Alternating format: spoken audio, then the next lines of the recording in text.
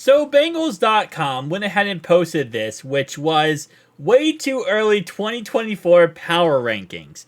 So we looked at the other day how ESPN had us ranked, in all honesty, very disrespectfully at number 13. And I said, you know what, I'm okay with that because if they want to disrespect us, it's great. That just adds more fuel to the fire to make us a better team next year, right? Disrespect us all you want and figure out how it ends for you. Nonetheless, though, Bengals.com went ahead and combined all of those rankings and put them on one article. Shout out to them for that. So let's go ahead and get right into it. First one they looked at here, and Sharp Football Analyst. I have never heard of this. They ranked us the third best team in the league.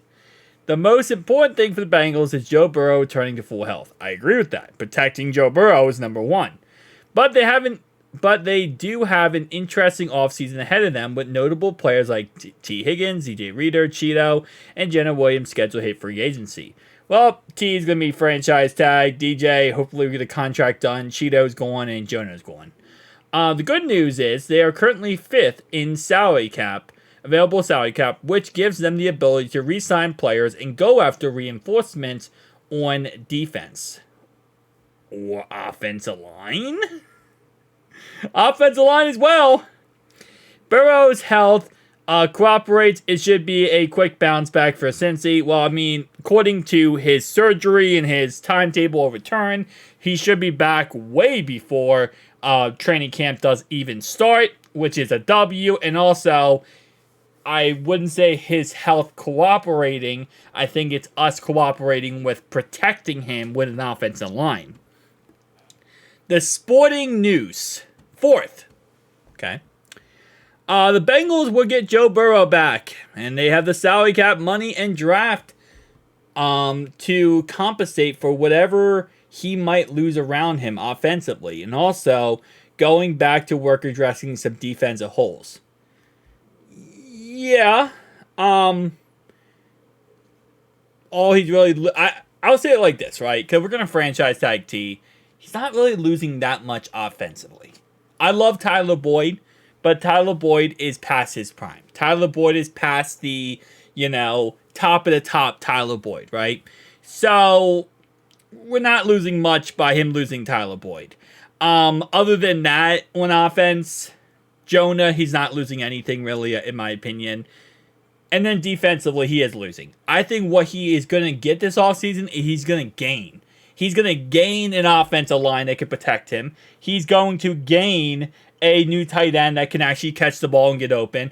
And he's going to gain some defensive players. DraftKings odds via CBS has us at 5th ranked team. Another team that odd makers are expecting a bounce back from is the Cincinnati Bengals. They are tied with Detroit Lions for the fifth best odds to win the Super Bowl next season. Injuries played a big part in the demise of 2023, headlined by quarterback Joe Burrow, blah, blah, blah, blah, blah. And I think this is just going to say the same thing for every single team we go through here. It's just going to be like, well, because Joe Burrow got hurt, now he's back, now they're a good team. Psy.com, that's actually sportsillustrated.com, I believe, is what the SI stands for. Ranked us 6th, okay. Pro Football Focus ranked us 6th as well. USA Today ranked us 6th. The Athletics ranked us 10th. Where is it? Now, don't give me this, you have to pay for an article crap. I want to see your crap here. Kansas City Chiefs are number 1. Okay, I'm not even going to argue that. They won the Super Bowl. Whatever. I don't care. 49ers, okay, they were runner-up to the Super Bowl. Detroit Lions, right? Oh, my lordy. Is this literally... Are they ranking it based on how teams finished? Is that really what they're doing? Because at that point, I feel like it's just pointless. Because you're not giving early rankings if you're ranking it based on how teams finished. Because that was a divisional. That's a divisional round guy. Wild card, and non-wild card. Wait, who did they not? They don't have. They had. Wow, they had the Cowboys below us. I love it. But yeah, so it looks like they're just ranking this based on like how teams finish. This is not really based on how good the team's going to be. It's just based on how teams finish for them. How about USA Today? So everyone else who has us ranked higher is based on how good the teams actually are. You know, it's actually based on how good they think the team's going to be next season. In the Athletics, I mean, that's literally just how they finished. Like, that's not really ranking us.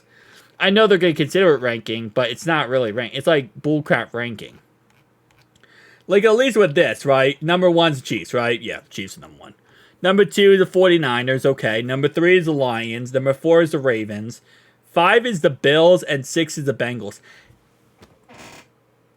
How are we below the Bills? Like, I don't get that one. No shot at the Bills at all. Really, no shot at all. But the Bills, well, yes, they did finish with the 2nd seed. Still can't believe they did that. If they didn't have Josh Allen, they would have not even been sniffing anywhere close to the playoffs. And they had a lot of injuries, as like us. We both had a lot of injuries, us and the Bills. But at the end of the day, if they didn't have Josh Allen, they wouldn't have even been sniffing the playoffs. We were just right outside of the cusp of the playoffs without Joe Burrow, with Jake Browning, who's never played an NFL snap before this season.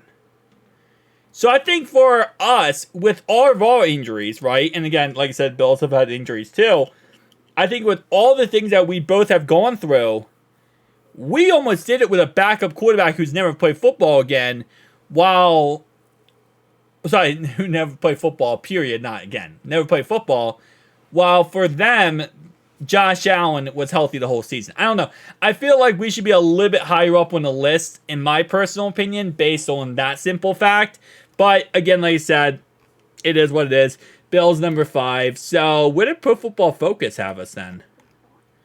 They have us. Okay, I don't really care about that. Go down the list.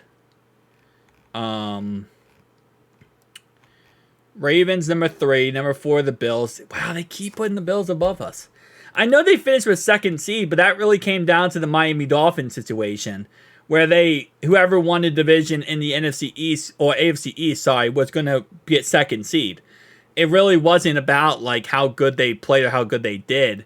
It really came down, in my opinion, to, like, just the fact of you win the division, you're in. Yeah, they all have the Bills above us. It is what it is, you know. If you go off based on which team I think is better, I think we're better when we're fully healthy. But yeah, no matter which one you have, they have the Bills at number 4.